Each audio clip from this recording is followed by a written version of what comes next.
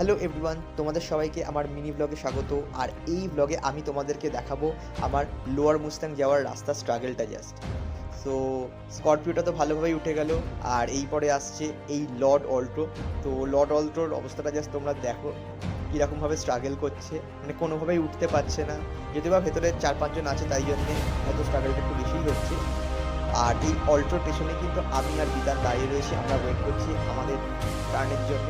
তো একজন ভদ্রলোক আর এই পুলিশ অফিসার হেল্প করে গাড়িটাকে কোনো রকম তুলে দিল। তো এরপরে নেক্সট আমার বাড়ি। তো আমি কিন্তু এখানে একবারই ক্লাইম্ব করে গেছিলাম, যেহেতু আমার গাড়িটা একটু হালকা। বাট বিতান এখানে একটু আটকে যায়, দেখো বিতানের পেছন চাকাটা জাস্ট ক্রিস্টেল করছে। ওর কিন্তু এখান দিয়ে উঠতে গিয়ে হালকা স্ট্রাগলই করতে হয়েছিল, হালকা বলবো না, যথেষ্টই স্ট্রাগল করতে হয়েছিল। বাট কোনো রকমে ও এই দেখো উঠে চলে এসছে।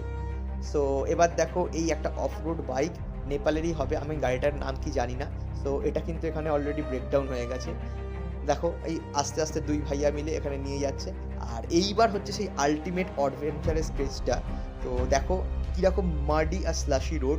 সো এটা বিতানের গাড়িতে নিমাই বসে রয়েছে, ওখান থেকে করছে। সো চলো এবার নেক্সট ভিউটা আমাদের দেখাই।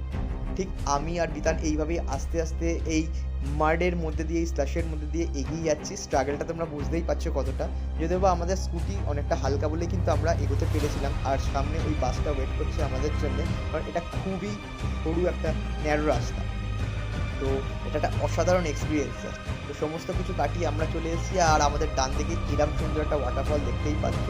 সো এটাই ছিল এই ব্লগ। আবার পরে বেলা দেখা হচ্ছে, টাটা।